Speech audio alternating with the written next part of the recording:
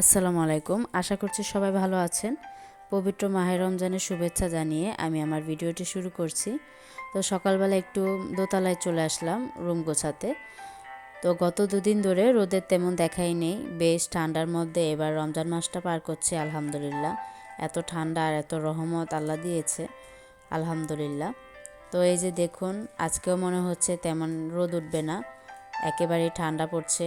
তো শীতের কালের কাপড় তো প্রায় উঠানো হয়ে গেছে। তো দুদিন ধরে সকালবেলা বেশ ঠান্ডাও লাগছে, আর রোদ তো নেই বললাম। তো এপাশে হচ্ছে রুমটা গুছিয়ে বারান্দায় এসেছি, গাছগুলোতে একটু পানি দেব। তো এই যে দেখুন, পাতা পড়ে বারান্দার অবস্থা পুরোই খারাপ। তো এই সময়টায় হয় কি, গাছের প্রচুর পরিমাণে পাতা পড়ে থাকে।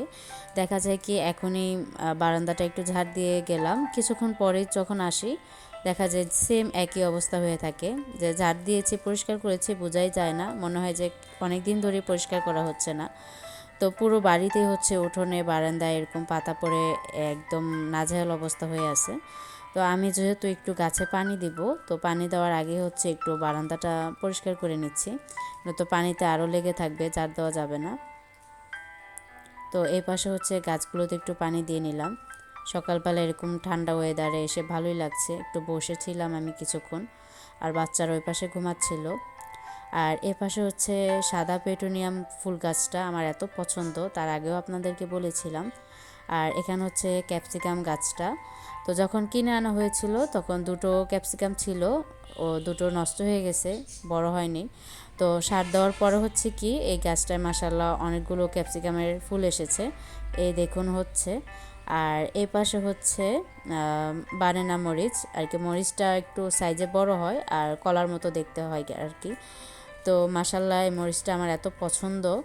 তো মাসাল্লাহ এই গাছটিতেও ফুল হচ্ছে, আশা করি হবে, আর হলে ইনশাল্লাহ আপনাদের সাথে শেয়ার করব। তো বিকেলবেলা হচ্ছে একটু কিচেনে চলে আসলাম, আজকে একটু ইফতারে কাস্টার্ড বানাবো। তো কিছুদিন ধরে হচ্ছে একই ইফতার আইটেম খাওয়া হচ্ছে, তো একরকম সবসময় খেতে কিন্তু ভালো লাগে না। তো যার জন্য আজকে একটু কাস্টার্ডটা বানাবো। তো এখানে হচ্ছে আমি হাফ কাপ চিনি অ্যাড করে দিলাম, বেশি পরিমাণে মিষ্টি দিব না। আর গতকাল বিকেলবেলা হচ্ছে আমার যাও বাসায় চলে আসছে, তো আমরা দুজা মিলে আর কি হাতে হাতে ইফতারের আইটেমগুলো রেডি করে নিচ্ছি। তো এই পাশে হচ্ছে আমি কাস্টার্ড পাউডারটা 3 টেবিল চামচ কাস্টার্ড পাউডার নিয়ে নিলাম, এক্সট্রা একটু নর্মাল পানি দিয়ে একটু মিক্স করে নিব। কারণ এই কাস্টার্ড পাউডার যদি এক্সট্রা মিক্স না করি তাহলে দুধে দিলে দেখা যাবে দলা পাকিয়ে থাকবে। আর এ পাশে হচ্ছে আমার দুধটা প্রায় অনেকটা জাল করা হয়ে গেছে, এখন হচ্ছে আমি কাস্টার্ড পাউডারটা অ্যাড করে দিব। তো গত ব্লগে আমি শেয়ার করতে ভুলে গেছিলাম, দেখা যায় কি অনেক কিছুই ভেবে রাখি যে এটা বলবো ওইটা বলবো, গুছিয়ে কথা বলবো, দেখা যায় তারপর আর কিছুই বলা হয় না, অন্য কথা পকপক করতেই থাকি, আসল কথাই বলা হয় না। আলহামদুলিল্লাহ, দশম রোজায় হচ্ছে আমার এক কোরআন খতম হয়েছে। আমি চেষ্টা করি রমজান মাসে 3টা খতম করার, আলহামদুলিল্লাহ একটা দিয়েছি, আর একটা নিব ইনশাল্লাহ। তো সেটা আপনাদের সাথে বললাম, আর সবাই দোয়া করবেন আমি যেন কোরআন খতম আরও দুটো দিতে পারি।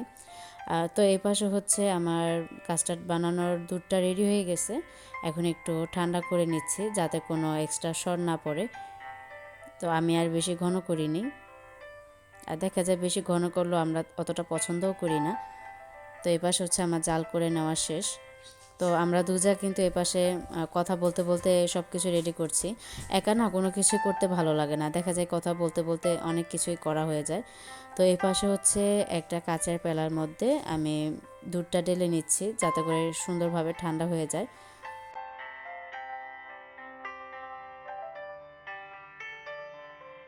তো এই পাশে হচ্ছে আমি ফলগুলো কেটে নিচ্ছি। তো কাস্টার্ডের মধ্যে কলা, আঙুর, আনার এগুলো দিলে আরও বেশি ভালো লাগে।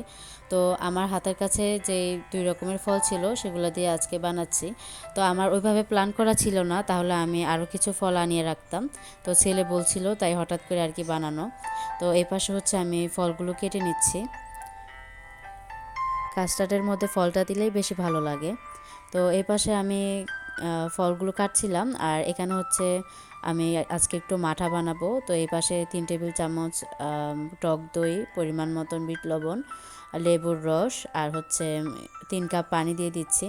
তো আমরা কিন্তু এভাবে কোনো এক্সট্রা চিনি অ্যাড করিনি, একটু অরিজিনাল যেই ফ্লেভারটা আসে আর একটু টকটক ভাবটা থাকে সেটাই রেখেছি। আর এপাশে হচ্ছে আমি কাস্টার্ডের ফলগুলো একসাথে মিক্স করে দিচ্ছি। আর ওখানে আমি মাঠার সব কিছু আমার জায়গাকে রেডি করে দিয়ে আসছি, ও আর কি ব্লেন্ড করে নিচ্ছে। আর আমার এই কাস্টার্ড আইটেমটা আপনাদের কাছে কেমন লেগেছে অবশ্যই কমেন্ট করে জানাবেন। আর আমার ভিডিওর কোনো অংশ যদি আপনাদের কাছে ভালো লাগে তাহলে অবশ্যই সাবস্ক্রাইব করে পাশে থাকা বেল অপশনটি প্রেস করে অল বাটনে ক্লিক করে রাখতে পারেন, তাহলে আমার রেগুলার ভিডিওর নোটিফিকেশন আপনার কাছে পৌঁছে যাবে।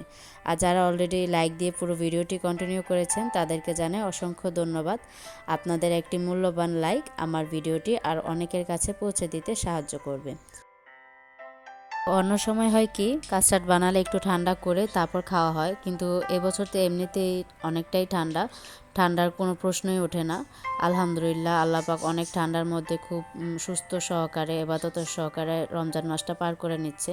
বলতে বলতে কতগুলো রোজা চলে গেল। আল্লাহ আমাদের সমস্ত গুনাহ মাফ করে দেখ, আমাদের ইবাদত করার তৌফিক দান করুক, আল্লাহ আমাদের হেদায়েত করুক। সকলের নেক ইচ্ছা আশা আল্লাহ পূর্ণ করুক সেই দোয়াই করি। সবাই সবার জন্য দোয়া করবেন, আল্লাহ যেন সকলকে সুস্থ সবল রাখে, ভালো রাখে। তো এই পাশে হচ্ছে আমার মাঠা বানানো শেষ। বয়সটা যেহেতু পরে দিয়েছি, আলহামদুলিল্লাহ মাঠাটা খেতে অনেক মজার ছিল। তো আজকের মতো আমি এখানেই বিদায় নিচ্ছি। আপনাদের কাছে কেমন লেগেছে অবশ্যই কমেন্ট করে জানাবেন। তো সবাই সুস্থ থাকবেন, ভালো থাকবেন, আমার পরিবারের জন্য দোয়া করবেন। আপনাদের জন্য অসংখ্য দোয়ার ভালোবাসা রইল। দেখা হবে ইনশাল্লাহ নেক্সট ভিডিওতে। আল্লাহ হাফেজ, আসসালামু আলাইকুম।